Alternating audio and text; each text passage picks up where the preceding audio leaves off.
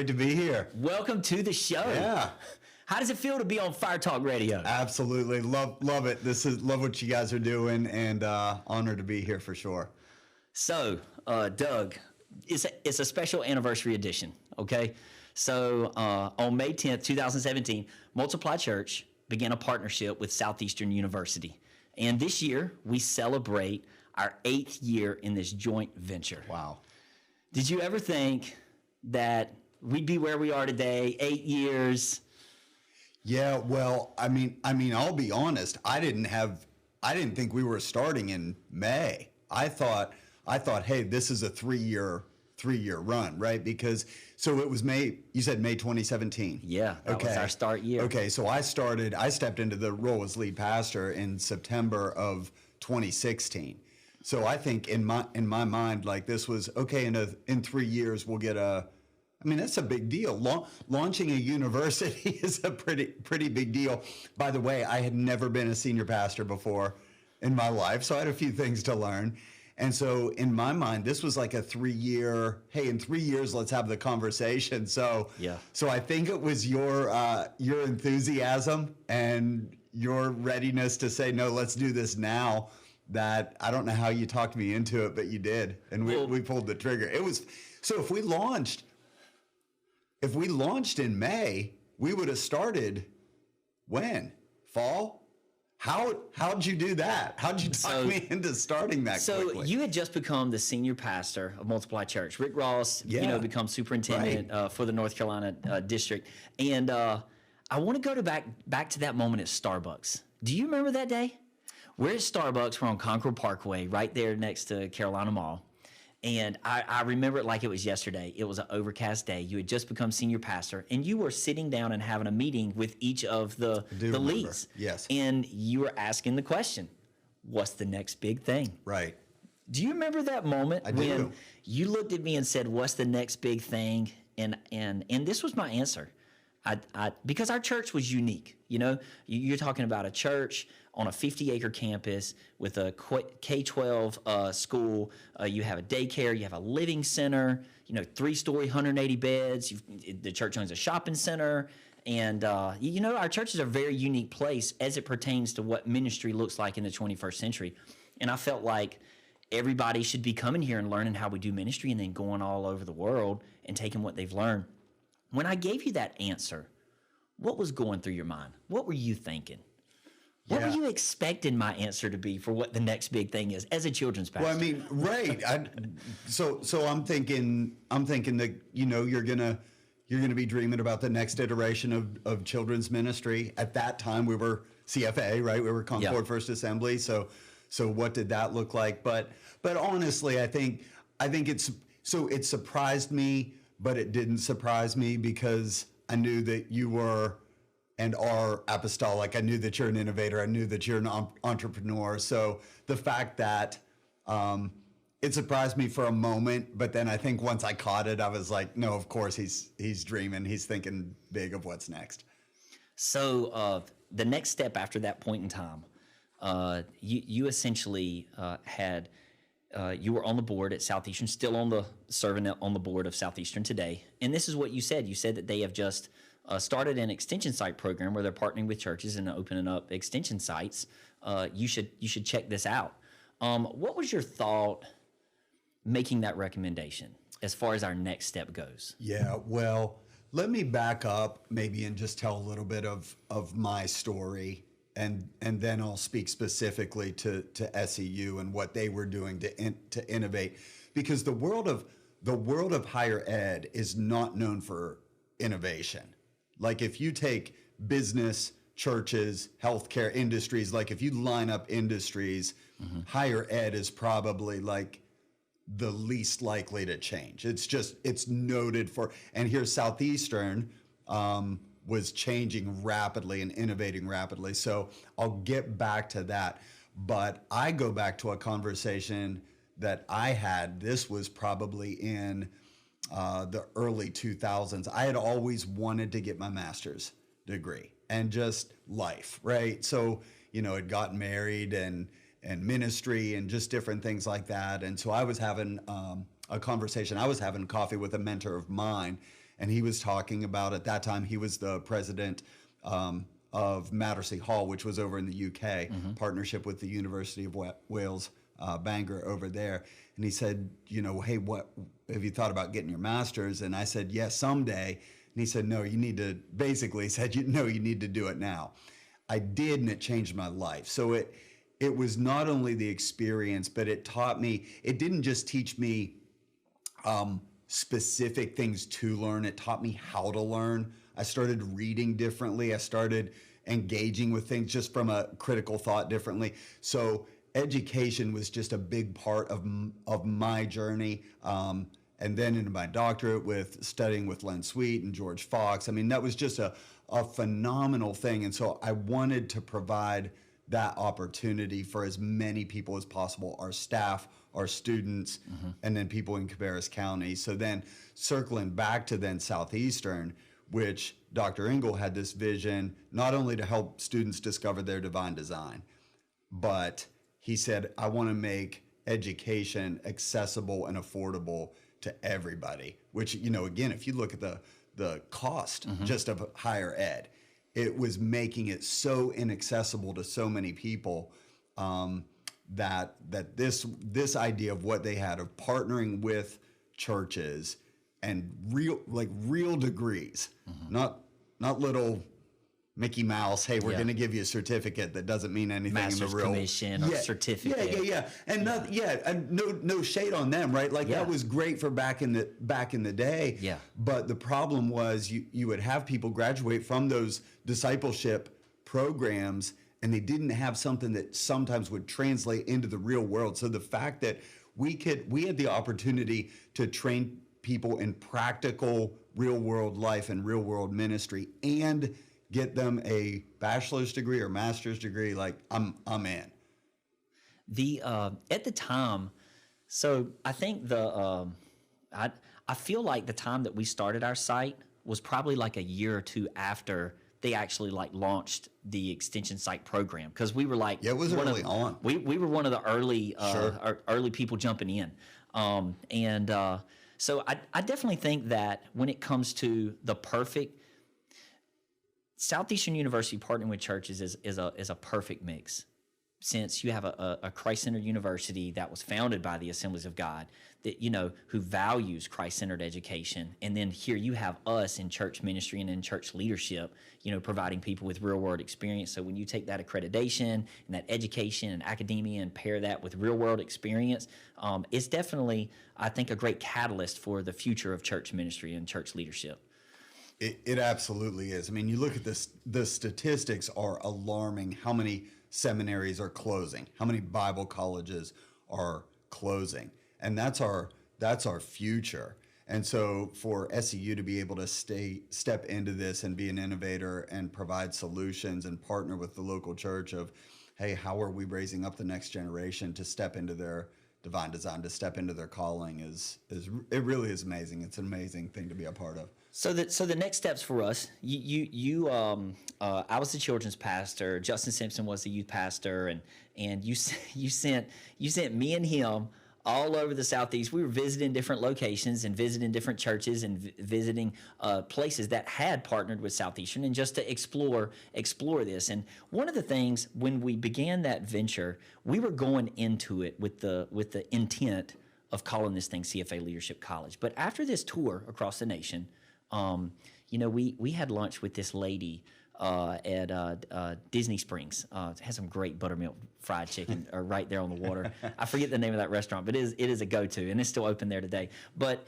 one of the things that she encouraged us to explore was fully embracing Southeastern. Southeastern has a reputation. Southeastern has the name recognition. When they apply, when they're submitting their financial aid, it's all going to be through Southeastern. So after getting that, we fully did an about face and submitted to you a proposal to call this thing what it was, you know. And we've had some name changes through the years, but SEU Carolina, we fully embraced the name and the brand of the university. Any thoughts on that as it pertains to, you know, what we've called it, why we've called it, embracing the university as it pertains to the branding and all of that? I'll let you speak to that. I really think it was strategic just to differentiate us from discipleship programs, again, which are fine. Yeah. But I think what we wanted to do was fully step into, yes, the practical hands-on learning, but they were getting first class education, theology, first, high level courses, critical thought, that this wasn't just, it wasn't just hands-on, we're going to teach you to pray, we're going to teach you how to take up an offering, but you're going to be reading, Moltmann and Bonhoeffer, and you're going to be reading Barth and doing deep theology, but also having, power of the Holy Spirit and practical ministry as well. One of the things that I think was beneficial early on for us, doing a college startup, I didn't know I was a children's pastor. Yeah. Now, you asked me how to do summer camp. You asked me how to do a Bible school. Like, I'm your guy. And when it comes to like church ministry, like that's just what we did, and we were good at it. And here you have these runts that are kids and youth pastors and just doing church ministry decide that we're going to start a college. So I think partnering with Southeastern gave us a sense of purpose and gave us a sense of focus, and we didn't get lost in the sauce, so to speak, of a college startup. We had a student handbook. We had guidelines and policy and procedures. We had our brand and style guide. We had colors. We had everything that we needed to kind of take this thing and run with it. And I definitely think that it was probably one of the best calls that we made early on in this startup. No, absolutely. So I've got a question for you. Okay.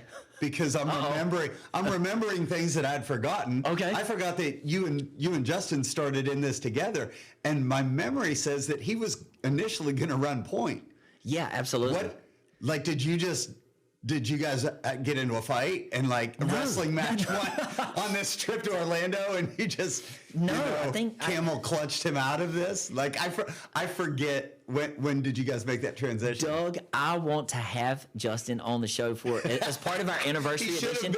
He should have been here. He needs to tell his side of the Justin story. calls himself officially. He calls himself President Emeritus of SEU Carolina. But it was a partnership, and we went into it. And I think the thought early on was, okay, our kids and youth ministries are going to benefit the most from this. Our kids and youth ministries are going to provide the practical hands-on experience. A lot of the people that have come up in our ministries, they're going to want to be kids and youth pastors. And so at the time, when we launched, the only degrees we had were, your ministerial leadership, associate and bachelor's, and that's kind of all we had. But I have no idea how I ended up running this thing. I just remember it happening, but it was fairly early on, and it was just like, okay, Kevin's in charge, of course. Yeah, let's go. And then it even came to a point where you set me down and you said, okay, Kevin, you're gonna have to decide, because this thing's really taking off, and is it kids or college? So you were doing both for a while. Yeah, absolutely. So you were like, what do you want to do? What's the future going to be? Is it kids or college? So obviously I chose college. Yeah, but good choice. Now, when we launched, all right, let's take a look back at some numbers and some students. Okay. We had 50 inquiries our launch year. 50 inquiries, 30 of which applied. That's a 60% app rate. 27 students were accepted and enrolled our very first year. Great numbers for a site launch. Now, for a moment, I want to focus on names behind the numbers, and there's a reason why. So in this cohort of 27 students, you're talking about people like Emma Gerard, Joey, Easton, Harrison, like these were foundational people that were in the startup. And today, Harrison's at Samaritan's Purse with Billy Graham Evangelical Association. Easton's at a private Christ-centered institution teaching Bible at Concord Academy. You have Joey and Emma are both at Hope Church in Charlotte, and Emma's a teaching pastor. Joey's a family life pastor. I could go on and on and on within the names of this cohort. How does it make you feel knowing that these students were able to step into their vocation because of this college startup? Yeah, you and I have had this conversation before, but I think I've mentioned several times my being so thrilled not only at the number of students that we've been able to engage, but the quality of students that we've been able to engage, and to have people already, I mean, 8 years in high level leadership positions across our county and in our region. Like I really believe that our region, and I believe the North Carolina Assemblies of God is better because of SEU Carolina. I believe that our local churches in Cabarrus County are better. Emma and Joey got married. We've got a pretty high marriage. We've got a pretty high graduation rate, but we've got a pretty high marriage rate as well. Yeah. I think you need to start promoting that. Yeah. Ring by Spring is really the thing. It really legitimately is. We could go over the names for sure. Yeah, for sure. But again, I think the quality of students, especially early on, boy, that really set the bar high. Yeah. It did. You know, Emma, she was 17 and just walked into youth and got radically saved. That's probably the most fascinating thing to me about her story is how, Saul to Paul, conversion, Jesus radically changed my life. Now, it's time to get to work. And then she gets plugged in at Southeastern, and then she's going to college, but yet also helping us create this program at the same time. Because remember, she was down at Fort Lauderdale.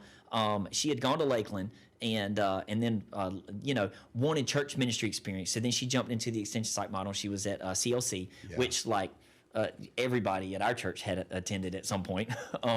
And then we started this thing. And we called her up to come up here and help us because she knew, about the ins and outs of about the college and about the extension site program. So she was just a great grassroots person. But, even you look at somebody as young as her that's just in the middle of the trenches, in the middle of this startup. We were crazy for doing what we did. Just starting a college in the middle of you stepping in as a senior pastor. Having never been a senior pastor before. It's funny that I said this before we even got on air talking about something different, but my line lately has been naivety as a gift of the Spirit. and I really think that that we didn't know what we didn't know, and I'm glad we didn't know what we didn't know. Because if we knew what we didn't know, then we probably wouldn't have done it. If we would have known all of the challenges and hurdles and everything, but you just jumping in and it's fun, right? And I think when you're doing something you love, and when it's fun, and when you're working with great people, you just roll with the speed bumps and you roll with the challenges.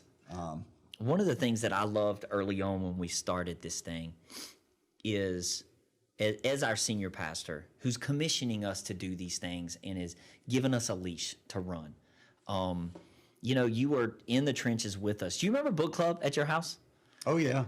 I'll never forget those moments going through books. We were going through C.S. Lewis. We were going through a C.S. Lewis book. We had a bunch of students there. And what I loved about it is that you invited our students over to your home. They're eating food, they're breaking bread, they're growing in their relationship with the Lord and each other, and it's all happening within the context of the home of our senior pastor. Tell me about that moment early on, just opening up your doors and opening up your home. What was that like for you? Yeah, absolutely. That would be a high value for Camden and I. I'm convinced that there are dynamics of discipleship that take place in living rooms that don't take place on church property. And I don't know what it is. I don't know what it is about having somebody in your home, but it just is inviting them into a different physical space that really creates a different emotional and spiritual bond. I don't know how else to put that. So I'll go back to when we were youth pastors. So when Camden and I were youth pastors, I think that probably, and we had, we were youth pastors here, so it was a large church. We had a large youth ministry, and we did all the big, things, the huge camps and the huge community outreaches and 1,000 kids and on, not weekly, but I mean, during those outreach things when you bring in the bands and all of that kind of the camps, the conventions, the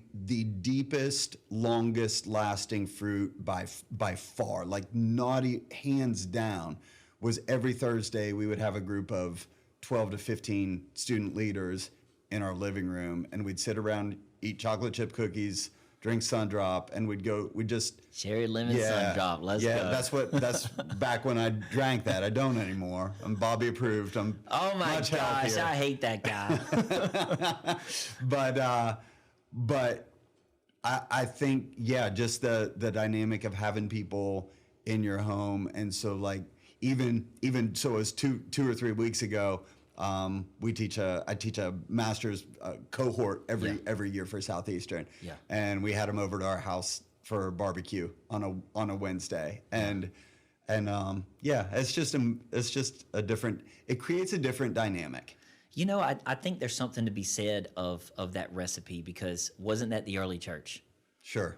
They gathered together, broke bread, shared everything that they had in common with one another. Everybody had what they needed. And there's just something beautiful about that takes place. And our students, I talk to them often, and for those in the early days, definitely we're very grateful and appreciative of you opening up your home. But for me, as someone who worked with you, it said I'm all in. And that was very beneficial for me, because I felt like so long as you were with us, we could do this. That we had the support, and we could just do something crazy. Just what did you say one time? Just dream. If you're not dreaming big enough that you're scared, you're not dreaming big enough. You need to dream so big that you have to rely on God for this to happen. And you asked us frequently, what's your God-sized dream? And so as an employee, that was very beneficial for me in the early days. Yeah. So I don't know if you remember or know this story, but it was at your house at one of the book clubs. One of our students, whom we all love, and no, I'm not going to call him out on the podcast, but he goes to Multiplied at Lake Norman and just got married.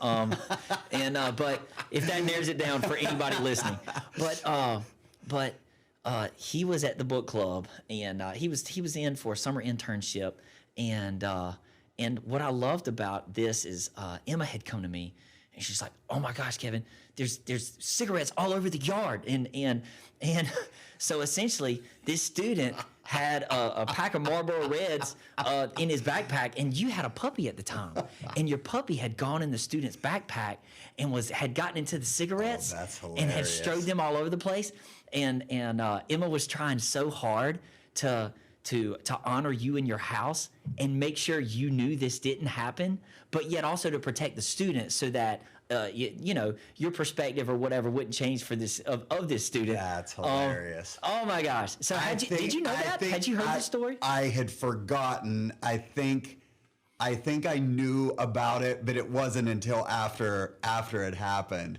But that's funny, because then I remember one of the inside jokes was because we walked into the kitchen one time, and we used to have like gallons of apple juice. Like the kids were little. Okay. And this was before that you knew that apple juice was bad for you. Okay. Who knew that apple juice was bad for you? We thought it was good. We thought we were being good parents, right? So like he was just downing the like we just walked in. So like that became getting waterboarded on apple juice. Yeah, that became the joke of like every time my wife would see him, she'd bring him little packs of apple juice. Like we'd keep him stocked with apple juice. But I guess hey, apple juice, even though it's not good for you, got to be better than Marlboros, right?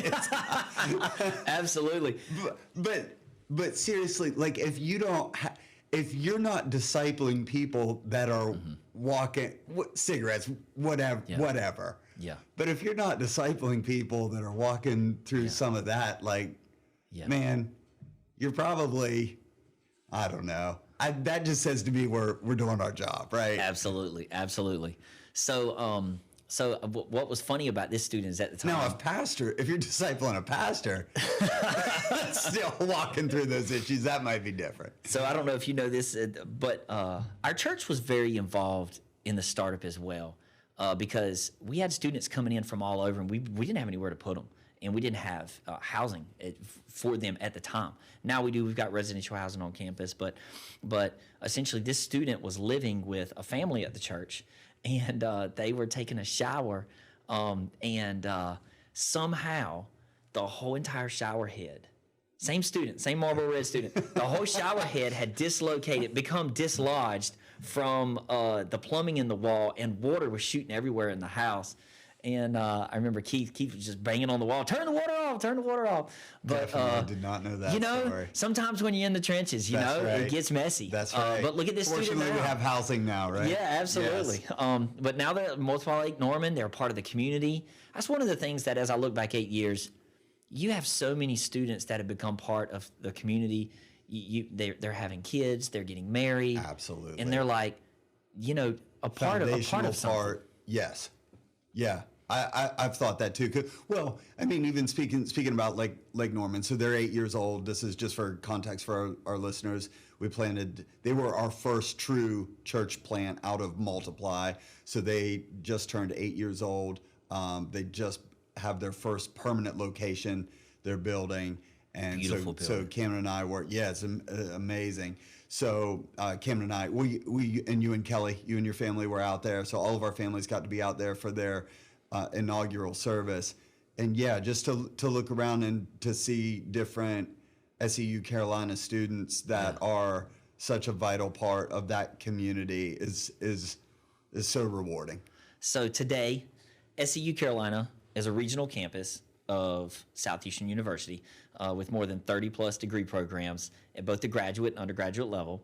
Student body over the past 8 years has surpassed 200 students and includes a student constituency across multiple state lines and more than 50 graduates that are at over 20 churches in vocational ministry across the region.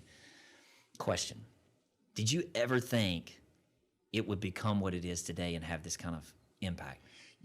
I think of two statements that we intentionally put back to back in our staff playbook that just talks about our culture, right? This is who we are. The first one you alluded to, and it says, don't be afraid of dreaming a God-sized dream. Mm-hmm. We want to dream things that are so big that if God doesn't come through, we'll fail. And that forces us to rely on God. Yeah. The next statement is we can't ever despise the day of small beginnings and be willing to take a small first step. So I think those two things, when you juxtapose extremes, truth isn't found in the middle. Truth is found in taking those two extreme statements, bringing them together. It's a yes and. And so, does it surprise me? No, because if God gives you the dream, then He's gonna provide. Looking back and seeing, from the small beginnings, and then seeing all of that, I think that. So no, I guess it doesn't surprise me because that's just that's who God is, and but it is fascinating to see from our humble beginnings and our missteps and mistakes and all of those types of things where God has brought this, and it's amazing. So speaking of today, we are in our 7th year. We essentially completed a campus renovation. So the Multiply Church renovated a new auditorium to be able to get everybody under one roof, the kids ministry, youth ministry, and the adults all under one roof on campus. And that opened up a lot of space on campus. And, you essentially dedicated several suites, 25,000 square feet of space to the future home of the college.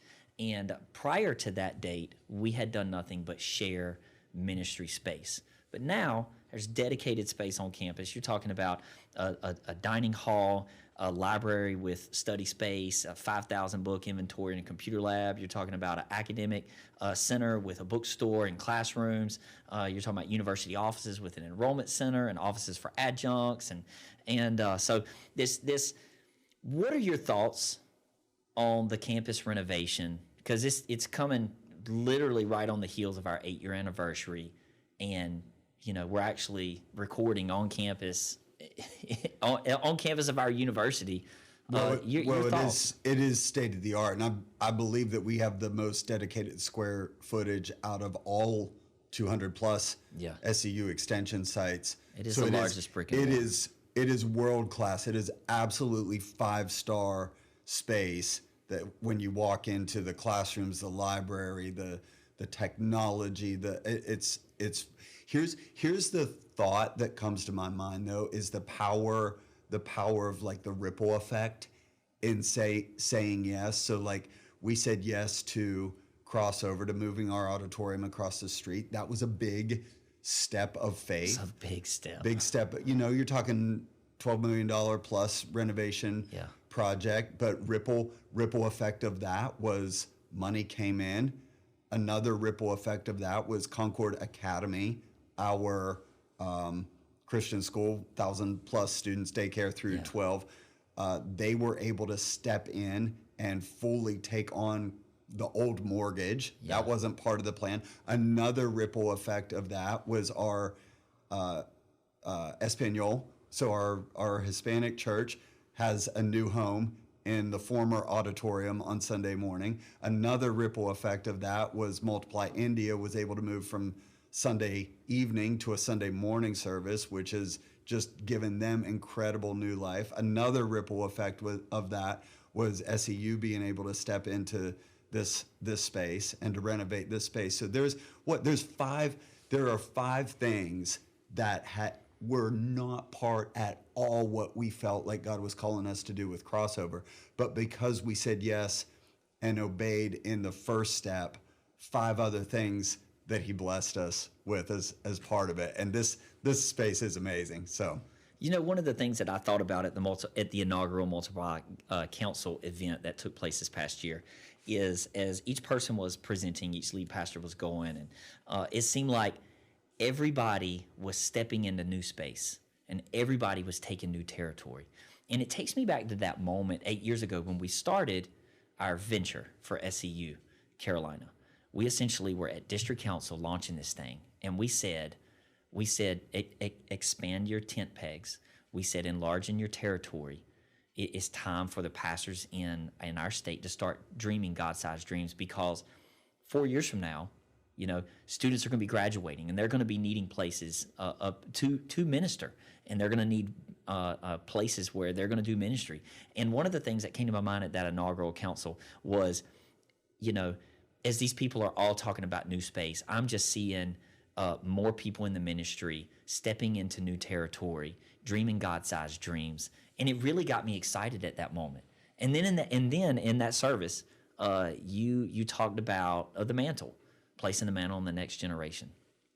Talk to me for a moment about your heart for the next generation, because I feel like this venture started because you really had a heart for the next generation, and because they're the future of the church. So talk to me for a moment about your heart for the next generation. Well, it's always been a part of my DNA. I mean, I started out in youth ministry. I didn't think I would ever be anything but a youth pastor. That's wrong language, because it seemed like it's less than. I don't mean it like that at all, but I never had aspirations that, I'll spend 7 years in youth ministry and then I'll be a senior pastor. Like, I would have been happy early on being a youth pastor for the rest of my life. Like, I always loved youth ministry. And so I think just those seeds were important. But I'll go back to our North Carolina Assemblies of God Council a year ago. Dr. John Easter, who is our newly elected head over Assemblies of God World Missions, our world missions for all of the Assemblies of God. He asked a question, and he just said, what's your number? Like, over the next 3 to 5 years, what's your number? And his whole thrust was, how many sons and daughters of the house can you raise up? And I just remember that question and wrecked me in that moment. It's still, when I talk about it, I can feel the emotions. I'm doing good now on the podcast, maintaining the emotions, but just what's your number? And almost daily, I feel like the Lord has given me a number. You and I've talked about it, but Yeah. like I'm asking the Lord, I'm begging the Lord, I'm crying out to the Lord, Yeah. like this number of sons and daughters of the house that we want to raise up and see step into their destiny and into full-time ministry. So to say that like Southeastern is right in the heartbeat of what I feel like God has called us to do as a church, it's key. It's key. So speaking of that, there's one thing that, speaking of territory and legacy and history and also the future, one thing that I love.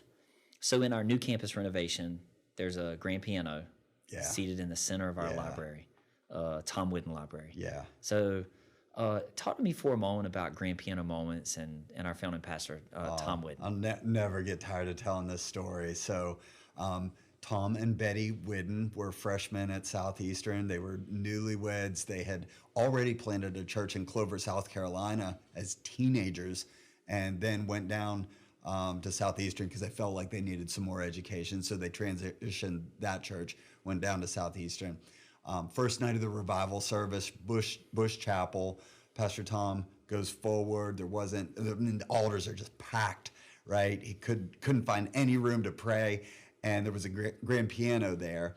And so there was some space under that grand piano. So he crawls under that grand piano and just prays, God, I will do anything. I'll go anywhere you want me to go. I'll say anything you want me to say. And he felt like God said that he wanted him to go to Africa. He didn't want to go to Africa. So he had a little Jacob moment there, that wrestling match of like, God, I know I said anywhere, but not Africa. And so finally gave in and said, okay, God, I'll do it. I'll go to Africa. Second night of the revival, same thing, altars packed. He crawls underneath the grand piano, says, God, I'll do it. I'll go to Africa. I'll do anything you want me to do. Go anywhere you want me to go. Yeah. And he felt God very specifically say, I don't want you to go to Africa. I just wanted you to be willing to go to Africa. I want you to go to Concord, North Carolina and plant a church. And if you do, I'll bless it and grow it. And he did, and the rest is history. So June 17th, 1958, 32 people in the Pastime Theater. Tom and Betty Wooden planted, were obedient, and started that church of what today now is, we're getting ready to announce a couple more locations. So we'll be 11 churches across 4 continents pretty soon. But that started from that, yes. So what we say, and I love every time I walk into that the library here at SEU Carolina and see that grand piano, I'm reminded of that story, and just thinking that we want every student that comes on this campus to have their grand piano moment of hearing the Lord say, "This is what I want you to do. This is where I want you to go."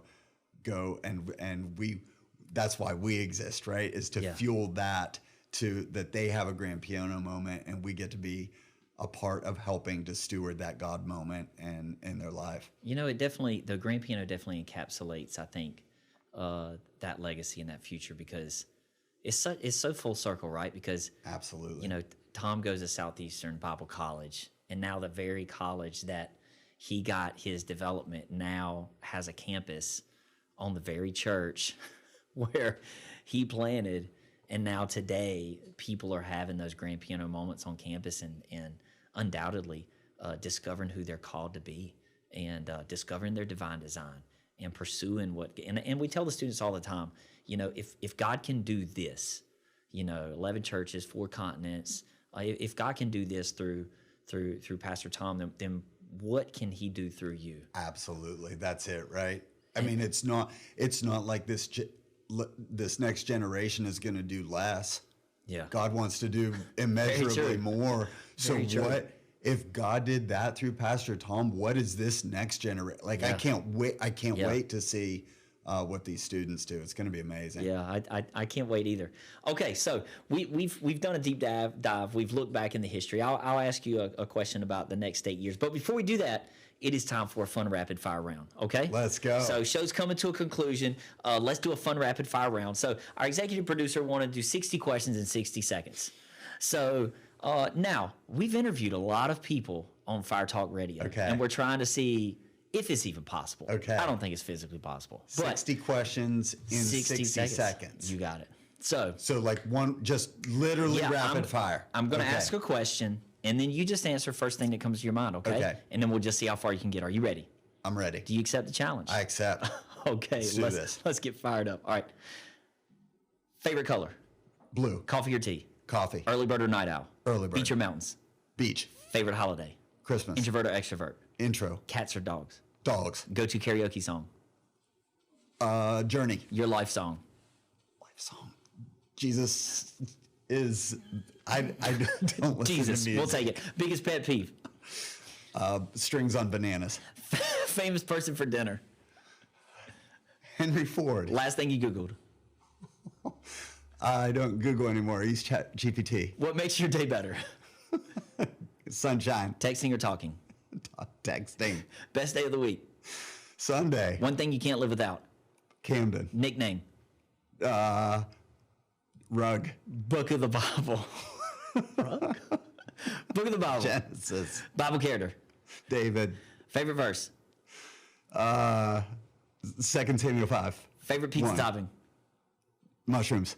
Oh, all right, all right. Look at Doug. Doug, we're putting you in the history books there. All right. So, how many You questions can't do you edit think you this? got? How many questions do you think you got? No editing. Well, I mean, you can play the game again. No, I don't want to play it again. You want to see if you get further the second It's time? highly stressful. And what was worse was some of the answers. I don't even think those answers were Now, right. I probably got, I'll say 23. Okay, 21. Not bad, not bad. Okay. You tied with Debbie's first round and Emma. You tied with Debbie and Emma. So look at that, 21. You're in great company. But is that I tied with them for last or tied with them for first? I mean, we had students get further, but I mean, we're not going to name names. We're not going to. We'll leave it up to the people to watch the show to figure out who gets the furthest.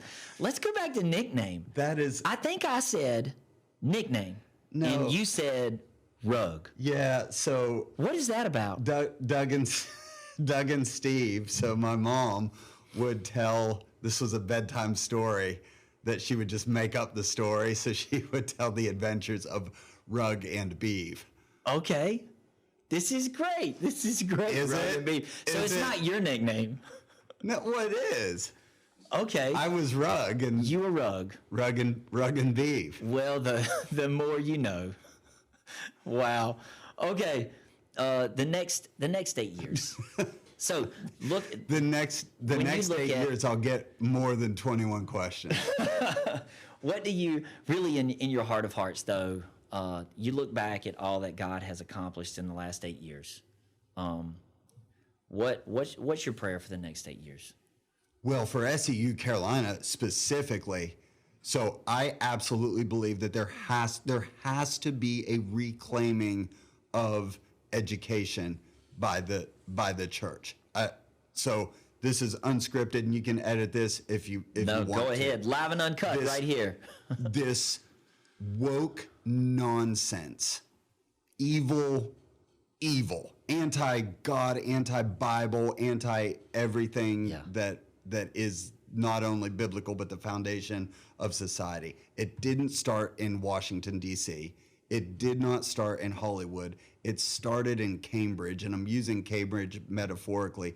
It started with anti-God, highly liberal education in our public universities from the 1960s, and we are reaping the fruit of sending our sons and daughters for decades now to liberal institutions, that their mission, the mission of these false prophet professors, is to get these students to hate God and hate their country. And so now, oh my goodness, we're shocked Yeah. that, and what you're seeing finally is people have woken up. Yeah. And people are saying, this is ridiculous.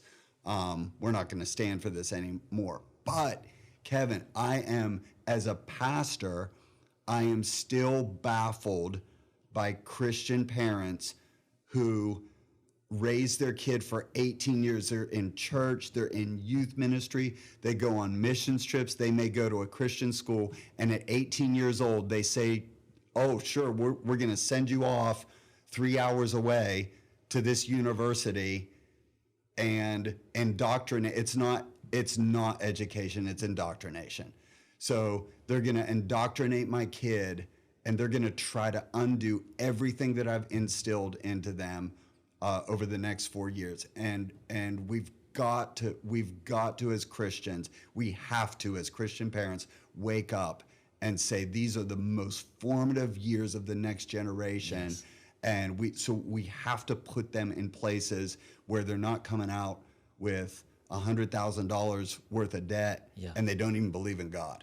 So we have to steward this, and I'll give my life for the next 8 years to do that. That if we can step into that space and fuel the fire of the Holy Spirit, but then give them the education that goes along with that. Yeah. So it's not just, I'm passionately love Jesus and I'm operating in spiritual gifts, but I also understand government.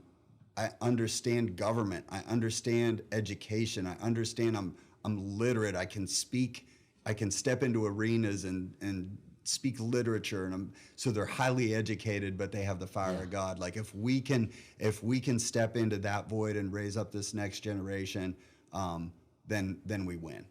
Well, Pastor, I think if looking back at the last 8 years is any indicator of what our next 8 years are going to look like, I think the skies are the limit. Absolutely. Pastor, we thank you for your leadership. We thank you, Lord. We thank you for supporting this endeavor and partnering with Southeastern University and being, I say this all the time. There's no greater friend in the university than Doug Witherup. And Doug, we definitely appreciate your support and your belief in the next generation. So thanks for coming on the show today. My pleasure. Well, that is all the time we have for today. Thanks for tuning in.